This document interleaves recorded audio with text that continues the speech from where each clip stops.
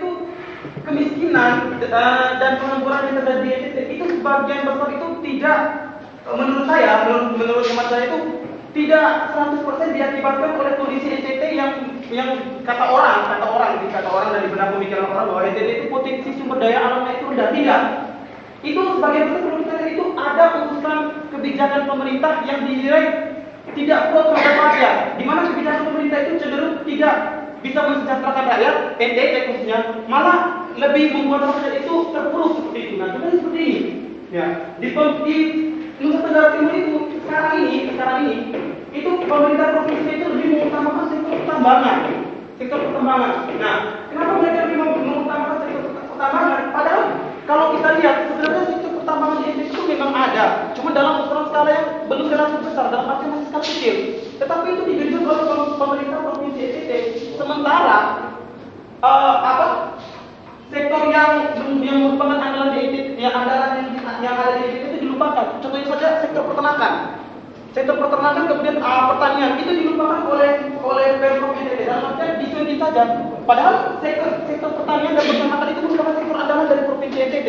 Kita tahu NTT terkenal dengan apa? Dengan kayu cedananya. Itu sektor perkebunan, pertanian dengan kayu cedananya. Ya, perkebunan itulah.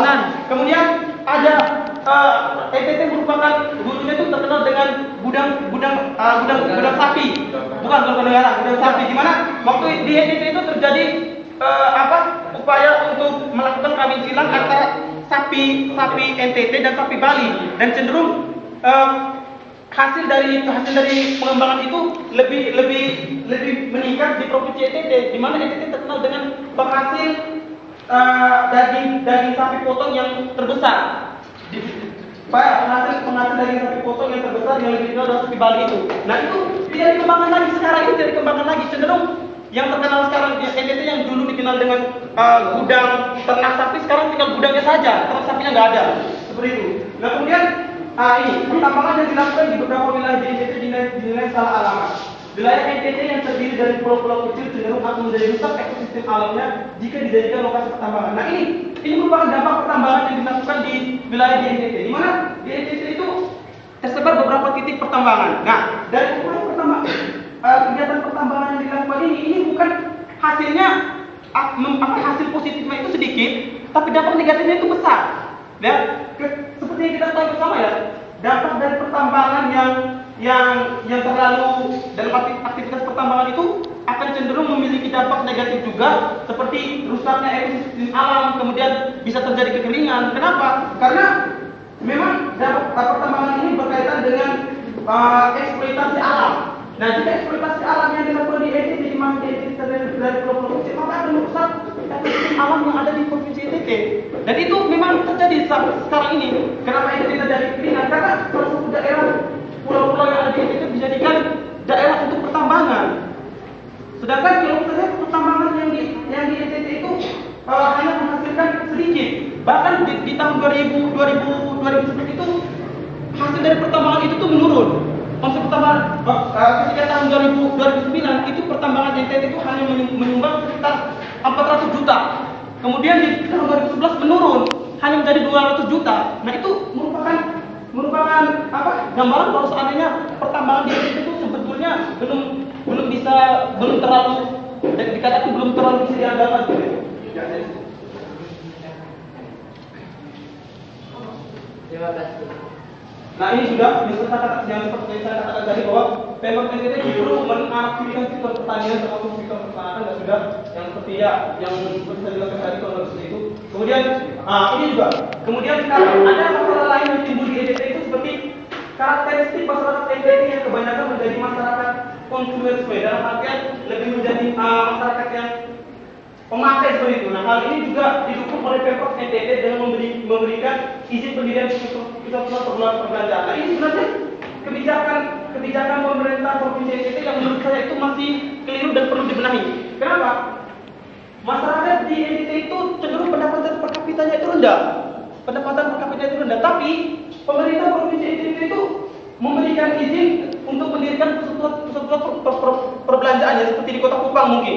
Di Kota Kupang itu ada beberapa pusat perbelanjaan yang lumayan besar, kemudian bisa memberikan daya tarik tersendiri bagi masyarakat yang ada di sekitar situ, khususnya masyarakat NTT. Tapi perlu kita perhatikan juga keberadaan pusat-pusat perbelanjaan itu ditunjang dengan pendapatan per kapita yang bisa dikategorikan tinggi lah. Kalau seperti di Kota Malang saya rasa cukup, kemudian di Jakarta juga bisa dikatakan tinggi. Tapi kalau di NTT hanya segelintir orang saja yang memiliki pendapatan itu, penghasilan per bulan itu tinggi.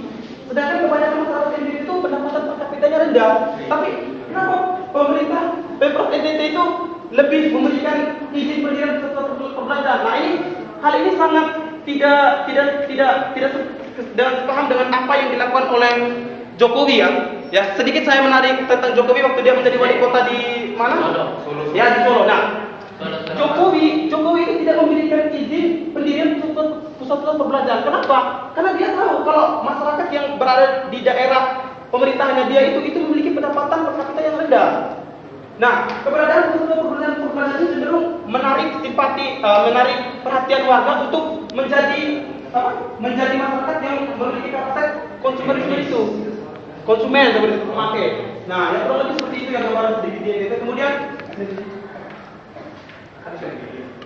nah, ini beberapa solusi dari kelompok kami untuk mengatasi masalah kemiskinan. Yang pertama, yang seperti yang sudah kita bahas pada pertemuan selanjutnya itu meningkatkan mutu pendidikan, dan saya rasa ini juga penting, bukan cuma di NTT saja. Ada beberapa wilayah di Indonesia yang cenderung miskin itu karena kualitas dari sumber daya manusianya itu rendah. Nah, kualitas sumber daya manusianya itu untuk menjadi manusia yang memiliki kualitas maksudnya itu harus memiliki tingkat pendidikan yang cukup lah seperti itu. Kemudian yang kedua, meningkatkan sarana dan prasarana di berbagai bidang, ini termasuk juga sarana pendidikan, kemudian infrastruktur dan lain sebagainya. Kemudian melakukan pengelolaan sumber daya alam yang memperhatikan kelestarian lingkungan. Nah, poin ini juga berkaitan seperti yang saya jelaskan tadi, kelestarian pengelolaan sumber daya alam yang dikelola oleh pemerintah provinsi NTT tadi yang saya jelaskan. Kemudian yang keempat, menyediakan lapangan pekerjaan. Nah, ini juga merupakan faktor salah satu solusi untuk mengatasi kemiskinan ya. Kemudian ada menarik perhatian investor agar dapat berinvestasi. Ini juga merupakan poin penting, di mana jika investasi di suatu daerah itu maju, maka akan dapat menyerap banyak tenaga kerja dan akan dapat menciptakan lapangan pekerjaan. Kemudian akan menyerap tenaga pekerja yang cukup banyak sehingga masyarakat Indonesia dapat diatasi. Kemudian yang keenam, menjaga kondisi wilayah agar tetap aman dari kondisi. Nah, ini juga sangat penting dikembangkan. Kenapa? Karena ya seperti yang kita ketahui bersama ya, dengan adanya seperti yang terjadi di beberapa tahun yang lalu di Provinsi Bali, yang terjadi ledakan atau bom Bali dan lain sebagainya, dan itu cukup menumbuhkan perekonomian Indonesia yang ditinjau dari sektor pariwisata. Nah, perlu seperti itu.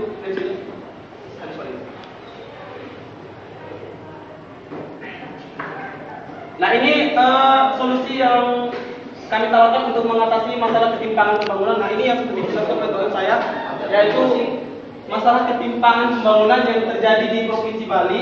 Ya, seperti yang sudah dijelaskan tadi, bahwa Bali itu cenderung yang menjadi pusat pembangunan atau yang lebih berkembang perekonomian itu hanya di wilayah Bali bagian selatan, sedangkan wilayah Bali bagian utara itu cenderung masih tertinggal. Kenapa? Karena memang wilayah Bali bagian selatan itu didukung oleh potensi pariwisatanya yang cukup banyak.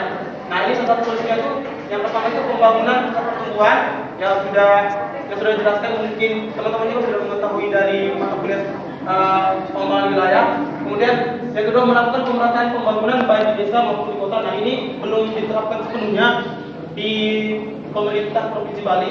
Kemudian yang ketiga, menyediakan sarana infrastruktur yang mendukung kegiatan pemerataan pembangunan. Nah, ini kejadian ini juga sekarang masih dalam proses pelaksanaannya, seperti yang kita lihat di Nusa Tenggara Barat juga seperti itu, di mana sekarang tempat Nusa Tenggara Barat di daerah Lombok itu sedang dalam upaya pembangunan bandar udara internasional ya. Nah, sudah selesai mungkin. Nah, ini juga merupakan salah satu yang penting untuk mendukung kegiatan pemerataan pembangunan.